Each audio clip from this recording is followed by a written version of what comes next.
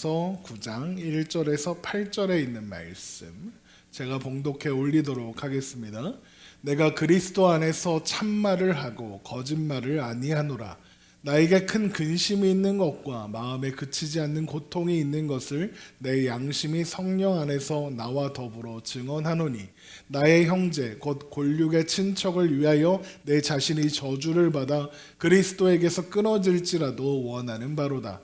그들은 이스라엘 사람이라. 그들에게는 양자됨과 영광과 언약들과 율법을 세우신 것과 예배와 약속들이 있고 조상들도 그들의 것이요 육신으로 하면 그리스도가 그들에게서 나셨으니 그는 만물 위에 계셔서 세세히 찬양을 받으실 하나님이시니라. 아멘. 그러나 하나님의 말씀이 폐하여진 것 같지 않도다. 이스라엘에게서 난 그들이 다 이스라엘이 아니요 또한 아브라함의 씨가 다 그의 자녀가 아니라 오직 이삭으로부터 난 자라야 내 씨라 불리리라 하셨으니 곧 육신의 자녀가 하나님의 자녀가 아니요 오직 약속의 자녀가 씨로 여기심을 받느니라. 아멘. 오늘도 살아계신 하나님 앞에 기쁨과 감사로 예배하며 나아가는 여러분 되시기를 주님의 이름으로 축원합니다. 우리에게 허락되어 있는 하나님의 자녀라는 존재와 신분의 근거는 하나님의 사랑, 하나님의 기쁘신 뜻 안에서 예정된 은혜 때문에 그 은혜의 그 근거가 있기 때문에 그 누구도 시비를 걸 수 없다 했습니다. 또한 그래서 그 어떤 장애물도 하나님께서 우리에게 하시려는 일을 멈추게 하거나 포기하시도록 할 수 없습니다. 우리를 향한 사랑, 하나님의 사랑은 실패하지 않는다. 실패하게 할 수 있는 그 어떤 장애물도 존재하지 않는다. 우리가 말씀을 통해서 확인했습니다. 이렇게 우리의 존재가 하나님의 변하지 않으시는 사랑에 근거하고 있기 때문에 우리는 오늘도 하나님이 우리의 아버지시라는 것을 확신할 수 있죠. 우리의 현실, 우리의 상황, 우리의 실력으로 인해서 의심과 두려움이 찾아오고 내가 정말 하나님의 자녀인가? 이런 두려움이, 의심이 찾아오더라도 우리는 우리의 그분의 자녀들이라는 사실, 하나님의 자녀라는 그 사실은 변하지 않고 변할 수도 없기 때문입니다. 온 우주 만물의 창조주이시고 전능자이신 하나님께서 우리를 위해 아들을 죽이시키기까지 하셔서 우리를 향한 사랑을 행동으로 보여주신 겁니다. 그런데 우리를 향한 하나님의 그 사랑, 모든 것을 동원한 그 사랑을 포기하시겠습니까? 그럴 수는 없는 거죠. 누가 중단시킬 수 있겠습니까? 그럴 수는 없는 겁니다. 그런데 이런 바울의 설명을 쭉 따라가다 보면 한 가지 의문점이 생길 수 있습니다. 여러분도 생각 안 해보셨을 수도 있지만 바로 어떤 궁금증이 생기냐? 그러면 이스라엘은 뭡니까? 라는 질문이 생긴다는 겁니다. 우리가 잘 아는 것처럼 이스라엘 백성들은 하나님께서 선택하신 하나님의 백성들이죠.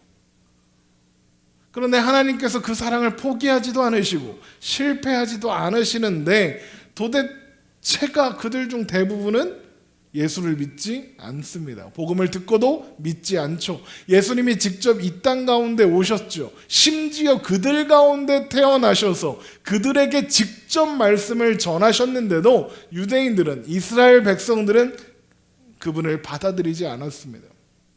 그들 중 대부분은 믿지 않았죠. 그리고 그런 현실은 오늘날에도 여전합니다. 그들은 여전히 예수님이 메시아라는 것을 인정하지 않고 여전히 그들의 메시아를 기다리고 있습니다. 자, 분명 하나님은 자기 백성들에게 신실하신 분입니다. 그런데 이스라엘 백성은 하나님의 백성들이죠. 자, 그런데 예수님을 믿지 않으면 구원을 받을 수 없습니다. 이건 변할 수 없는 진리죠. 바울은 계속해서 이스라엘 백성으로 태어났다는 것, 그래서 유대인이라는 것이 구원받는 프리패스가 아니라고 계속 이야기해왔습니다. 그들 또한, 유대인들 또한 복음을 듣고 예수님을 믿어야 합니다. 예수님을 메시아로, 예수님을 구원자로 믿어야 구원받을 수 있습니다. 그런데 그들은 복음을 믿지 않네요. 그러면 그들은 구원받을 수 없죠. 구원받을 수 없다는 건 그들이 하나님의 백성으로 인정받을 수 없다는 뜻이기도 하죠.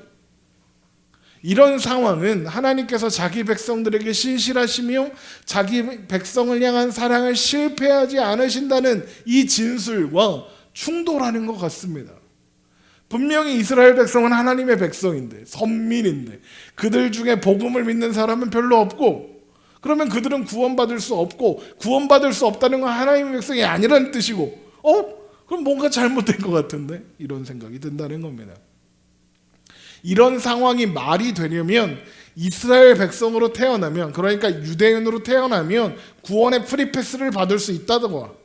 아니면 하나님의 사랑은 실패도 하더라. 이래야 말이 되어 갈 것 같습니다. 그런데 성경은 뭐라고 합니까? 둘 다 아니라고 하죠. 그러면 이스라엘의 존재는, 유대인들의 존재는 어떻게 설명할 수 있을까? 우린 뭐야? 라는 질문에 로마서 9장이 그 질문에 대한 대답으로 시작되는 겁니다. 바울은 그래서 로마서 9장을 시작하면서 자기의 마음에 큰 근심과 마음의 고통이 있다고, 계속되는 아픔이 있다고 이야기합니다. 예수님과 성령님이 그것에 자신이 가지고 있는 근심과 마음의 고통에 증인 되신다고까지 이야기합니다. 로마서 9장 1절입니다. 내가 그리스도 안에서 참말을 하고 거짓말을 아니하노라. 나에게 큰 근심이 있는 것과 마음에 그치지 않는 고통이 있는 것을 내 양심이 성령 안에서 나와 더불어 증언하노니. 바울에게 있는 근심과 고통이 뭐겠습니까? 바로 많은 유대인들이 복음을 거부했다는 겁니다. 그래서 바울은 출애굽 때 광야에서 모세가 백성들을 위해서 그랬던 것처럼 할 수만 있다면 내가 대신 저주를 받을 테니 그들을 구원해 주세요 라는 이야기를 하죠. 로마서 9장 3절입니다. 9장 2절은 1절에 포함되어 있다고 되어 있죠. 9장 3절 나의 형제 곧 고륙의 친척을 위하여 내 자신이 저주를 받아 그리스도에게서 끊어질지라도 원하는 바로라. 바울은 자신이 그리스도에게서 끊어져 영원한 파멸을 당하는 것으로 복음을 거절한 유대인들을 대신하여 저주를 받고, 그래서 그들의 믿음이 시작되어서 구원에 이를 수만 있다면, 그래서 그들이 하나님께로 돌아오는 이런 일이 가능만 하다면 그렇게 하고 싶다고 이야기하는 겁니다. 그런데 왜 바울이 그렇게 생각하면서 그러면서 근심하고 고통스러워 할까요? 바울이 아무리 간절히 원한다 해도 그런 일은 일어날 수 없기 때문입니다. 그 어떤 것도, 그것이 바울이 가지고 있는 간절한 소망이라 해도 바울을 그리스도의 사랑에서 끊을 수 있는 이유는 아무것도 없고, 또한 복음을 믿지 않는 사람을 구원에 이르게 할 방법도 없기 때문입니다. 여러분, 그들은 어떤 존재입니까? 그들은 이스라엘 사람입니다. 그들은 양자됨과 영광과 언약들과 율법을 세우신 것과 예배와 약속들을 받은 존재죠. 로마서 9장 4절입니다. 그들은 이스라엘 사람이라 그들에게는 양자됨과 영광과 언약들과 율법을 세우신 것과 예배와 약속들이 있고, 이렇게 되어 있습니다. 여기에서 중요한 단어는 이스라엘입니다. 이스라엘 사람. 이스라엘 사람이라는 건 단순히 국적이 이스라엘이다 이런 뜻이 아니라 이스라엘의 후손들이라는 겁니다. 이스라엘이 누굽니까? 야곱이죠. 이스라엘이라는 이름은 하나님께서 야복강 강가에서 야곱에게 주신 이름인데, 하나님과 겨루어 이겼다 이런 뜻입니다. 그 장면을 봐야 합니다. 오늘 말씀을 이해하려면. 야곱이 이스라엘이라는 이름을 받는 그 장면을 보겠습니다. 창세기 32장 24절입니다. 야곱은 홀로 남았더니 어떤 사람이 날이 새도록 야곱과 씨름하더가. 흔히들 야곱이 야복강가에서 이게 기도한 거다라고 이야기를 하시는데, 또 그렇게 알고 계시는 분들이 많은데, 지금 야곱은 기도하는 게 아닙니다. 씨름을 한 거죠. 야곱은 고향에 돌아가면 형 에서가 자기를 죽일까봐 일단 준비한 예물을 보내고, 사신과, 그리고 그것도 불안해서 가족과 재산들을 떼를 나누어 먼저 야복강을 건너가게 했습니다. 그래도 불안해서 자기는 혼자 남아있는 겁니다. 혼자 남아있어서 뭐 하려고요? 혹 에서가 앞서 보낸 가족들을 해하면 얼른 도망가려고요. 그래서 잠도 못 자고 야복강가에 그러고 있는 겁니다. 그런데 그때 누가 와서 씨름을 거는 거예요. 씨름한 게 기도죠. 기도도 씨름처럼 열심히 해야 합니다. 이러는 분들이 계시는데, 여러분, 야곱이 씨름한 게 기도다 그러려면 씨름을 누가 걸어야 합니까? 야곱이 걸어야죠. 야곱이 기도하는 거니까요. 그런데 씨름을 건 게 누굽니까? 야곱이 아닙니다. 씨름을 걸어온 쪽은 이제 뒤에서 하나님으로 밝혀지게 될 어떤 사람입니다. 창세기 32장 24절, 야곱은 홀로 남았더니 어떤 사람이 날이 새도록 야곱과 씨름하다가, 씨름을 거는 주체가 어떤 사람이죠. 야곱이 아니라는 겁니다. 그러니까 이건 기도일 수 없는 거예요. 그럼 이 씨름은 뭐냐? 이 씨름은 하나님께서 야곱에게 하실 말씀이 있는 겁니다. 그래서 그걸 가르쳐 주시려고, 알게 하시려고, 뭔가 말씀하시려고, 그래서 오셔서 씨름을 걸어 오신 겁니다. 그러면 하나님은 도대체 뭘 가르쳐 주시려고 야곱에게 찾아오셔서 씨름을 거셨을까요? 이것을 이해하려면 야곱의 생애를, 야곱이 살아온 인생을 살펴보아야 합니다.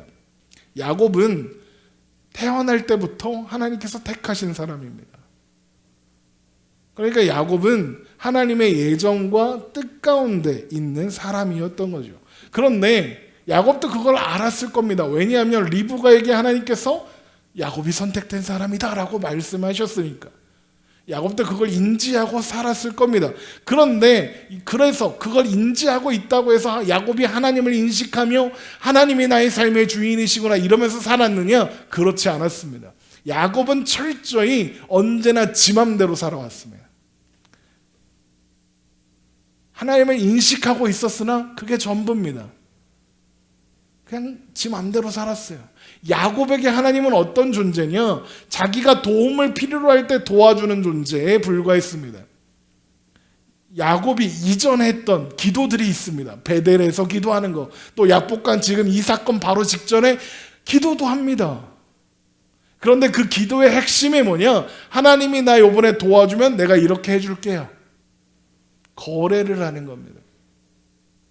야곱은 철저하게 자기 인생을 자기가 주도해서 자기 마음대로 살아간 사람입니다. 자기 인생이 자기 손에 있는 줄 알고 살았던 사람인 거죠. 그래서 한 일이 뭐냐? 형을 속여서 죽 한 그릇에 장자의 명분을 빼앗은 겁니다. 그래서 한 일이 뭐냐? 아버지를 속여서 형 대신 축복을 받은 겁니다. 그것도 자기 이름이 아니라 형의 이름으로 받은 겁니다. 자, 그런데 그렇게 노력하고 애쓰고 잔머리 굴려서 어떻게 됐습니까? 아무 쓸모없는 것이 되어버렸습니다. 왜요? 도망가야 했으니까요. 괜히 장자의 명분을 꼭 뺏고 괜히 아버지를 속이고 축복을 받는 바람에 하란으로 도망가야 했습니다. 야곱이 기대했던 장자의 명분, 장자의 권리, 아버지의 재산 아무것도 물려받지 못했습니다. 그냥 빈손으로 하란으로 도망가야 했습니다. 그런 것들은 다 누구한테 갔느냐? 에서한테 갔습니다. 하나님은 그것을 통해서 말씀하셨어요. 야, 그게 중요한 게 아니야. 내가 너를 선택했다는 게 중요한 거야. 내가 너의 삶의 주인이라는 게 중요한 거야. 그걸 말씀해 주셨습니다. 그런데 야곱이 알아먹었을까요? 못 알아먹었죠. 그래서 하란으로 갔습니다. 하란에 가서는 어땠나요? 거기서 자기보다 더한 놈을 만나죠. 삼촌이 야곱보다 더한 사기꾼인 겁니다. 그래서 개고생을 하죠. 14년 동안. 그런데 근데 이제 나중엔 야곱이 더 고수가 돼서 삼촌을 속여서 자기도 부자가 됩니다. 그러다가 거기서 또 쫓겨나오게 되죠. 그럼 야곱이 하란에서 일한 동기가 뭐였습니까? 사랑하는 여인 라헬을 얻고 싶어서였죠. 그런데 라헬을 얻으려다가 엄욕결에 레아까지 부인으로 얻었죠. 그리고 나서 라헬도 얻었습니다. 좋습니다. 2명이면 되는데 둘이 싸워. 남편을 독차지하려고 싸워. 그러니까 어떻게 합니까? 그 부인들이 자기 시종들까지 부인으로 들여보내갖고 부인이 졸지에 4명이나 된 겁니다.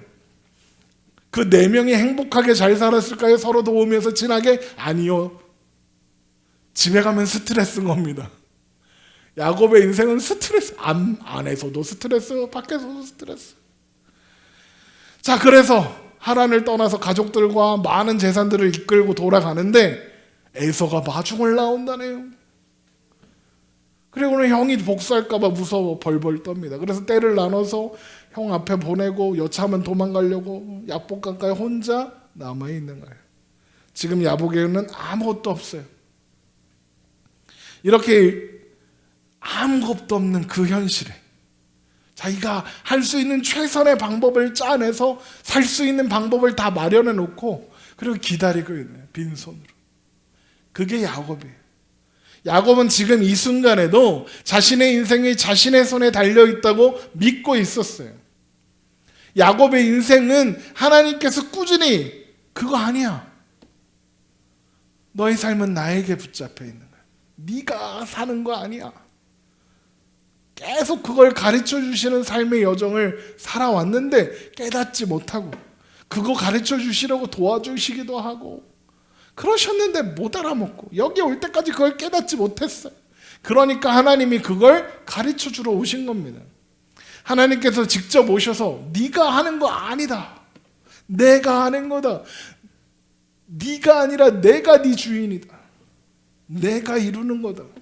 네 인생은 내 거야. 내가 되게 하는 거야.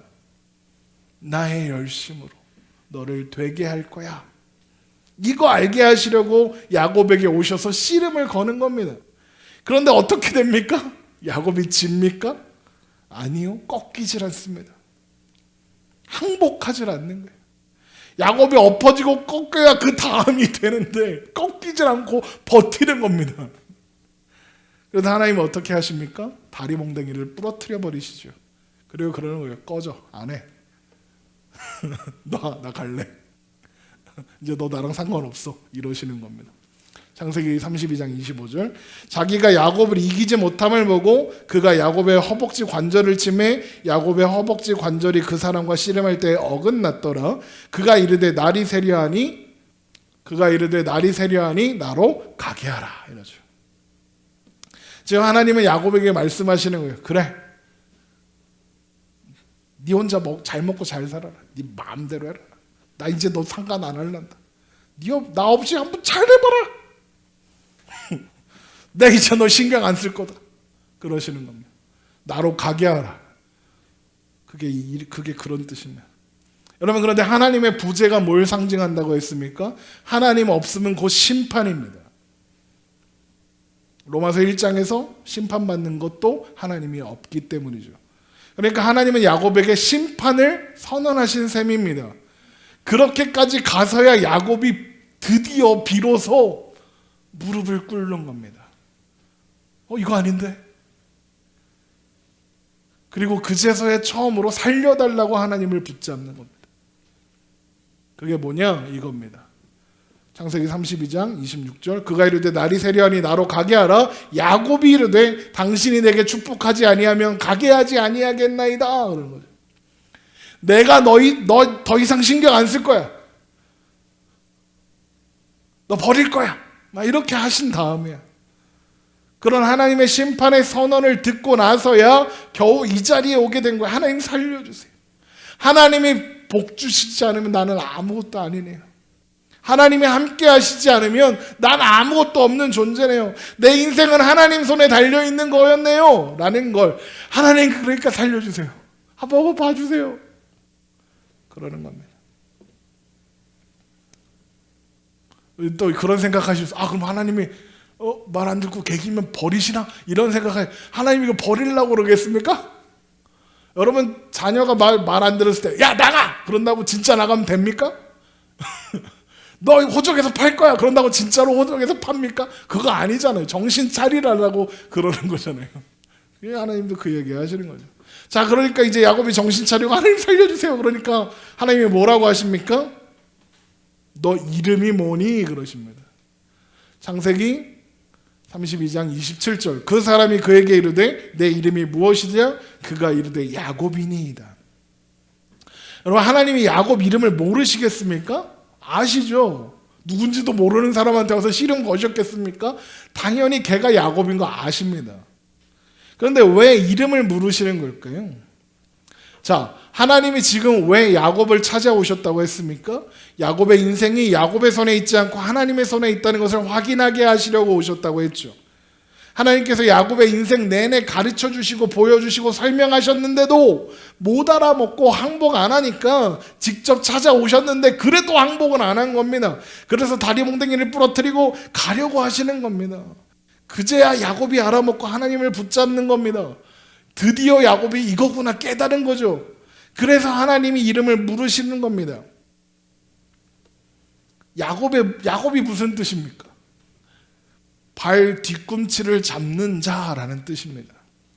우리가 익숙한 말로 하면 이런 뜻이에요. 뒤통수를 치는 놈, 이런 뜻이에요. 그러니까 야곱이라는 이름의 뜻은 강도, 사기꾼, 나쁜 놈, 이런 뜻이 있는 겁니다. 그러니까 하나님께서 이름을 부르실 때 야곱은 네, 저는 야곱입니다 라고 한 거예요. 뭐요? 난 강도입니다. 나는 사기꾼입니다 라고 대답한 거예요. 여러분, 제가 늘 말씀드리지만 믿음이 뭐로부터 시작됩니까? 회개로부터 시작되죠. 회개는 반드시 죄인으로서의 철저한 자기인식이 있어야 가능하다고 했습니다. 그래서 로마서 7장에서 오라 나는 공고한 사람이로다 이 사망의 몸에서 누가 나를 건져내랴 라는 고백을 할 수밖에 없는 것, 내가 얼마나 자격 없는 존재인가를 아는 철저한 자기인식은 그런 자격 없는 자신의 존재에도 불구하고 베풀어 주시는 하나님의 은혜를 붙잡게 한다고 했습니다. 하나님이 그 자리로 데려가셔서 하나님의 은혜를 붙잡을 수밖에 없게 하신다라고 했죠. 그게 회개의 철저한 자기인식이 회개의 시작이고 믿음의 시작이라고 했습니다. 하나님 우리에게 믿음을 주시기 위해서 그렇게 하신다고 했죠. 그러니까 지금 야곱이 나는 야곱입니다 라는 대답에는 나는 죄인 없는 사람입니다. 죄인입니다. 나는 자격 없는 사람입니다 라는 자기 인식의 고백이 담겨 있는 거예요. 야곱은 나는 야곱입니다 라고 대답함으로써 이제껏 내가 필요하면 내 손으로 이룰 수 있다고 생각했던 자신이 야곱, 강도, 사기꾼, 나쁜 놈, 도둑놈, 죄인입니다 라는 것을 인식하고 고백하는 거예요. 야곱이 어떻게 살았다고요? 남을 속이면서 남의 거 훔치면서 살았잖아요. 그게 전부입니까? 야곱이 속인 가장 큰 사람이 누굽니까? 자기 자신이죠. 야곱은 자기 자신을 속이며 살았습니다. 이렇게 하면 될 거야. 이렇게 하면 행복할 거야. 이게 내가 행복한 길이야. 그렇게 자기 자신을 속이면서 사는 거예요. 우리가 그러고 살잖아요. 이렇게 하면 행복할 거야. 돈 많으면 행복할 거야. 아버지 재산 물려받으면 행복할 거야. 아버지가 건물 주면 행복할 거야. 그러고 살잖아요. 좋은 대학 가면 행복할 거야. 좋은 직장 연봉 1억 받으면 행복할 거야. 그러고 살잖아요. 그렇게 평생을 자기를 속이면서 사는 거예요. 그래서 어떻게 아버지 축복 받으려고 에서의 이름으로 받아서 행복하게 하고 싶었죠. 라헬이랑 결혼해야 행복할 줄 알고 라헬 얻으려고 레아도 없고 개고생을 했죠. 평생을 그러고 살았어요. 그런데 그래서 행복했다고요? 아니요. 다 얻었는데 지금 약복강가에 지금 야곱한테 남은 게 뭐가 있습니까? 아무것도 없죠. 그렇게 스스로를 속이며 살아온 인생에 하나님이 찾아오셔서 말씀하시는 거예요. 너 임마 야곱이야. 그걸 알게 해주시는 거죠. 그래서 야곱은 지금 저는 야곱입니다 라고 대답해서 나는 아무것도 할 수 없는 존재입니다. 나는 잘해봤자 스스로를 속이고 사는 존재입니다. 내 손으로 이루어낼 수 있는 것은 아무것도 없고 제대로 할 수 있는 것이 아무것도 없습니다. 오라 나는 공고한 사람입니다. 나 좀 살려주세요 라고 자기의 고백을 하고 있는 거예요. 그래서 하나님은 야곱입니다 라는 야곱의 고백에 넌 이스라엘이야 라는 축복을 주시는 겁니다. 창세기 32장 28절 그가 이르되 내 이름을 다시는 야곱이라 부를 것이 아니요 이스라엘이라 부를 것이니 이는 내가 하나님과 밑 사람들과 겨루어 이겼음이라. 보세요. 이스라엘이 무슨 뜻이라고요? 내가 하나님과 겨루어 이겼음이라. 하나님과 겨루어 이겼다. 이게 무슨 말일까요? 야곱이 씨름을 잘해갖고 하나님한테 이겼다. 뭐 이런 뜻일까요?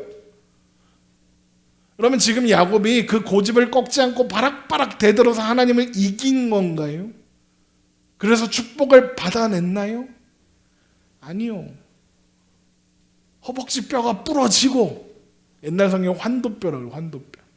환도뼈가 부러지고, 그래서 고집이 꺾였을 때, 그래서 자기 인생이 자기 손에 들려있지 않다는 걸 알았을 때 살려달라고, 자기를 놓지 말라고, 자기 좀 붙잡아 달라고 매달렸을 때 이스라엘이라는 축복을 받은 거잖아요. 하나님께서 그러면 왜 네가 하나님과 싸워 이겼다 라고 하시는 걸까요? 두 가지 의미가 있어요. 첫 번째, 하나님이 져주셨다는 걸 알아라. 사람이 하나님을 어떻게 이겨요? 하나님이 져주셔야 이기는 거죠. 자식이 부모를 어떻게 이겨요? 부모가 져주니까 이기는 거죠. 또 하나님께서 야곱에게 이스라엘이라는 주시는 이름을, 이스라엘이라는 이름을 주시는 두 번째 이유는 이것도 기억하라는 거예요. 하나님을 이겨 먹으려고 했던 너를 기억해라. 네 마음대로 할 거라고 고집 부리던 너를 기억해라. 그래서 허벅지 뼈가 부러졌던 이걸 기억해라.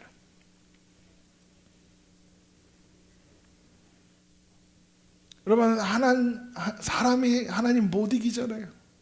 이겨먹으려고 해도 안 되잖아요. 피조물인 사람이 하나님 앞에서 자기가 뭐라고 대들어요. 대들긴 네가 뭔데 대들어. 말도 안 되는 짓이잖아요. 사람이 하나님한테 대들면 어떻게 해야 돼요? 죽여야죠. 심판하고 말아야죠. 지옥 보내고 말아야죠. 끝내야죠. 그러면 돼요. 그런데 하나님이 어떻게 하셨다고요? 허벅지 뼈를 부러뜨려서 그 고집을 꺾으시는. 그래서 어떻게 해요? 야곱을 진짜 하나님의 자녀, 하나님의 백성이 되게 하시는 거예요. 이거 잊지 말라고. 너를 꺾으셨던, 그래서 너를 그렇게 은혜를 주셨던 하나님을 잊지 말라고요. 하나님한테 대들다가 하나님을 이겨 먹으려고 했다가 뚜까 맞았던 일을 기억해라. 넌 그런 존재였다. 하나님 이겨 먹으려고 했던 존재다. 넌 죽어야 했던 존재다. 하나님이 너를 그냥 버리실 수도 있었다. 그런데 그런 너를 하나님이 너의 환도뼈를 꺾으셔서 너의 그 고집을 꺾으시고 비로소 드디어 하나님을 붙잡게 하셔서 하나님의 백성 되게 하셨다. 하나님의 자녀 되게 하셨다. 하나님을 붙잡는 것이 사는 길인 줄 알게 하셨다. 너 그거 까먹지 말아라. 이런 의미를 담아주신 이름이 바로 이스라엘인 거예요. 하나님 이겨먹으려고 했지만 죽지 않고 살아난 존재, 그게 이스라엘인 거예요. 그래서 하나님이 떠나시고 나서 야곱이 그 장소를 분이엘이라고 불러서 그 고백을 해요. 창세기 32장 29절, 야곱이 청하여 이르되 당신의 이름을 알려주소서. 그 사람이 이르되 어찌하여 내 이름을 묻느냐 하고 거기서 야곱에게 축복한지라. 그러므로 야곱이 그곳 이름을 분이엘이라 하였으니 그가 이르기를 내가 하나님과 대면하여 보았으나 내 생명이 보존되었다 함이더라. 야곱이 왜 그곳을 분이엘이라고 했다고 합니까? 내가 하나님과 대면하여 보았으나 내 생명이 보존되었다. 그러니까 무슨 뜻이야? 죽어야 하는 나를 하나님이 살려주셨다, 이런 뜻이죠. 그러니까 이스라엘이라는 이름에 담긴 중요한 의미가 뭐예요? 진짜 복은 내가 이루고 만들어가는 게 아니라 하나님께 달렸다. 하나님의 은혜에 달려있다. 나는 자격 없는 존재다. 하나님의 은혜가 그런 나를 살리셨다. 나는 죽을 수밖에 없는 존재다 라는 인식과 기억이 담겨있는 이름인 거예요. 자, 이제 다시 로마서 9장 4절로 돌아와서 그들은 이스라엘 사람이라 그들에게는 양자됨과 영광과 언약들과 율법을 세우신 것과 예배와 약속들이 있죠. 이스라엘이라는 이름에 담긴 의미를 생각해서 이 말씀을 보면 그들이 이스라엘이기 때문에, 하나님의 은혜가 아니면 살 수 없는 존재이기 때문에 그들은 하나님이 아니면 아무런 의미가 없는 존재이기 때문에 하나님께서 그들에게 양재됨과 영광과 언약들과 율법을 세우시고 예배와 약속들을 주셨다, 이런 말이 되는 거예요. 그런데 이것들은 지금 여기 언급되고 있는 양자됨의 언약, 영광, 언약들, 율법, 예배, 약속들은 다 뭐냐 하면 로마서에서 하나님께서 복음을 통해 우리에게 주신, 우리에게 허락된 복으로 언급되고 있는 거예요. 로마서 8장 15절, 너희는 다시 무서워하는 종의 영을 받지 아니하고 양자의 영을 받았으므로 우리가 아빠 아버지라 부르짖느니라. 영광은 로마서 8장 17절, 자녀임은 또한 상속자 곧 하나님의 상속자요 그리스도와 함께인 상속자니 우리가 그와 함께 영광을 받기 위하여 고난도 함께 받아야 할 것이라 생각하건대 현재의 고난은 장차 우리에게 나타날 영광과 비교할 수 없도다. 언약들은 로마서 4장 13절, 아브라함이나 그 후손에게 세상의 상속자가 되리라고 하신 언약은 율법으로 말미암은 것이 아니요 오직 믿음의 의로 말미암은 것이니라. 율법은요, 로마서 7장 12절, 이로보건대 율법은 거룩하고 계명도 거룩하고 의로우며 선하도다. 복습하는 것 같죠? 예배, 로마서 12장 1절, 이건 예습이죠. 그러므로 형제들아 내가 하나님의 모든 자비하심으로 너희를 권하노니 너희 몸을 하나님이 기뻐하시는 거룩한 산 제물로 드리라. 이는 너희가 드릴 영적 예배니라. 그러니까 이스라엘에게는 하나님께서 자기 백성에게 주시고자 하는 모든 복이 허락되어 있었다는 거죠. 하나님은 그들의 조상들 아브라함과 이삭과 야곱에게 그런 복을 주셔서 그 복이 이스라엘의 것이 되게 하셨을 뿐만 아니라 만물 위에 계셔서 세세의 찬양을 받으실 하나님이신 그리스도께서 그들 가운데 태어나게 하셔서 그 모든 약속을 성취해 주시기까지 하셨죠. 로마서 9장 5절, 조상들도 그들의 것이요 육신으로 하면 그리스도가 그들에게 나셨으니 그는 만물 위에 계셔서 세세의 찬양을 받으실 하나님이시니라. 아멘. 그런데 이스라엘 백성들은 어떻게 합니까? 복음을 거부했죠. 하나님께서 주신 복을 거부한 거고 하나님을 거절한 거예요. 왜요? 지들이 이스라엘인 걸 까먹었어요. 하나님의 은혜가 아니면 죽을 수밖에 없는 존재구나, 이걸 까먹어서요. 걔네들이 다 야곱으로 살고 있었어요. 바로 여기에서 우리가 처음 오늘 말씀을 시작하면서 했던 질문으로 돌아가게 되는 겁니다. 이스라엘은 하나님의 백성이라면서요. 그런데 그들 중에 복음을 믿는 사람이 거의 없고, 그러면 그들은 구원받을 수 없고, 구원받을 수 없다는 건 하나님의 백성이 안 된다는 건데, 그러면 하나님의 약속이 실패한 겁니까? 아니, 그런데 하나님의 약속은 실패할 수 없다면서요. 그러면 이스라엘 백성은 도대체 뭔가요? 이런 질문이죠. 바울은 이 질문에 이렇게 대답합니다. 로마서 9장 6절, 그러나 하나님의 말씀이 폐하여진 것 같지 않도다. 이스라엘에게서 난 그들이 다 이스라엘이 아니오. 이게 무슨 말이냐?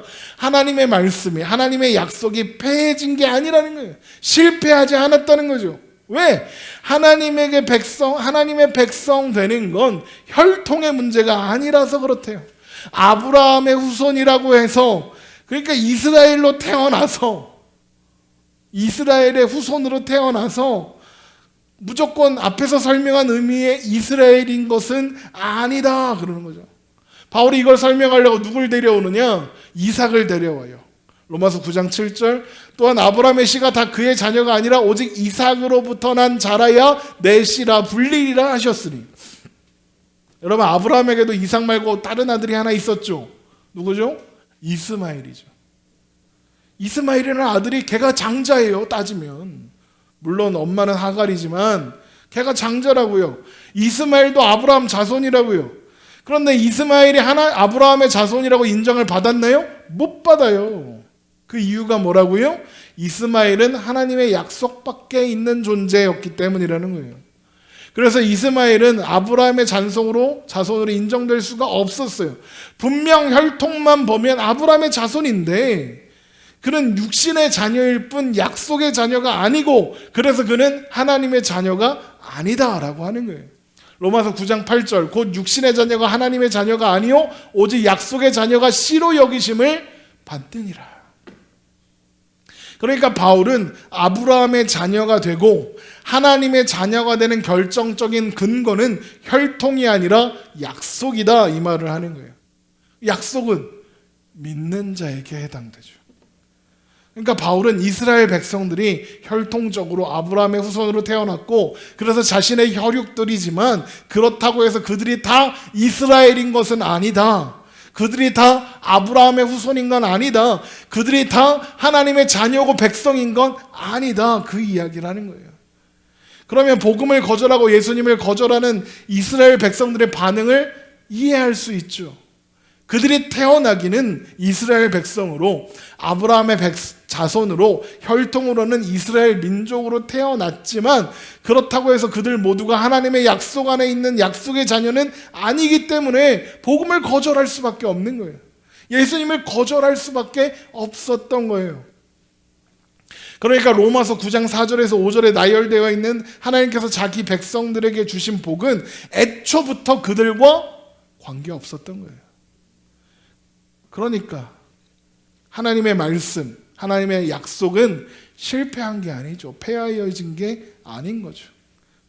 자, 그러면 이런 질문이 나올 거예요. 그러면 누가 진짜 이스라엘입니까? 어떻게 약속의 자녀가 되는 겁니까? 누가 진짜 아브라함의 자손입니까? 혈통과는 상관없이 하나님의 약속의 실체이신 예수 그리스도를 믿는 사람, 그가 약속의 자녀인 거죠. 아브라함의 후손이고 하나님의 자녀고 이스라엘인 사람이 누구냐? 믿음이 있는 사람, 복음을 믿는 사람, 예수님을 하나님으로 믿는 사람. 요한복음 1장 9절입니다. 참빛 곧 세상에 와서 각 사람에게 비추는 빛이 있었나니 그가 세상에 계셨으며 세상은 그로 말미암아 지은 바 되었으되 세상이 그를 알지 못하였고 자기 땅에 오매 자기 백성이 영접하지 아니하였으나, 여기가 중요해요. 영접하는 자 곧 그의 이름을 믿는 자들에게는 하나님의 자녀가 되는 권세를 주셨죠. 그런데 그게 어떻게 됐느냐? 요한복음 1장 13절, 이는 혈통으로나 육정으로나 사람의 뜻으로 나지 아니하고 뭐로부터나 오직 하나님께로부터 난 자들이라. 누가 하나님의 자녀가 된다고요? 하나님으로부터 난 자들. 로마서의 표현으로 하면 하나님이 미리 아시고 정하신 사람들. 우리가 어떻게 하나님의 자녀가 되었다고요? 혈통이나 육정이나 사람의 뜻이 아니라 하나님으로부터. 이게 로마서가 바울이 로마서를 통해서 이제껏 설명해온 내용이죠. 그래서 바울은 로마서에서 우리에게 속한 복이라고 했던 것들을 9장 4절 5절에서 이스라엘에게 주어진 복이다라고 했던 거예요. 다시 보죠. 로마서 9장 4절, 그들은 이스라엘 사람이라 그들에게는 양자됨과 영광과 언약들과 율법을 세우신 것과 예배와 약속들이 있고 조상들도 그들의 것이요 육신으로 하면 그리스도가 그들에게서 나셨으니 그는 만물 위에 계셔서 세세의 찬양을 받으실 하나님이시리라. 아멘. 이게, 여러분, 이것이 한 번도 이스라엘 가본 적도 없는 우리가 앞으로 살면서 한 번도 못 가볼 것 같은 그 이스라엘 안 가볼 것 같잖아요. 정말 지금 뭐 코로나 팬데믹 때문에 더 가지도 못하고, 코로나 아니어도 못 가요. 가서 한 일주일 있으려면 돈 1,000만 원 든대요. 어떻게 가 거기를. 그런데 우리는 거기 한 번도 못 갈 것 같은데 우리는 이스라엘이래요. 왜요? 이스라엘이란 이름에 담긴 의미, 진짜 복은 하나님이 이루시는 거다. 하나님께 달려있다. 우리는 자격이 없는데 하나님의 은혜로 하나님의 자녀 이스라엘이 되었다. 하나님의 은혜가 아니면 나는 아무것도 아니다. 나는 은혜로 구원받은, 은혜로 선택받은 하나님의 백성이다. 그 고백이 우리에게 있다면, 그래서 하나님의 은혜의 실체이신 예수님을 주로, 그리스도로, 주님으로 고백하고 있다면 우리가 이스라엘인 거예요. 우리가 아브라함의 자손이고 하나님의 자녀인 거예요. 저 이역만리 팔레스타인 그 지역에 나라를 세우고 자기들이 이스라엘 백성이고 하나님의 선택받은 백성이라고 주장하는 그들이 이스라엘이 아니라 우리가 이스라엘이라고요. 우리가 아브라함의 자손이라고요. 우리가 하나님의 자녀라. 여러분 이거 잊지 마세요. 기억하세요. 로마서 9장은 이런 내용을 자세히 설명하고 확증하는 내용들로 채워져 있어요. 앞으로 더 자세히 살펴보도록 하고 오늘 말씀은 여기서 마치겠습니다. 기도하겠습니다.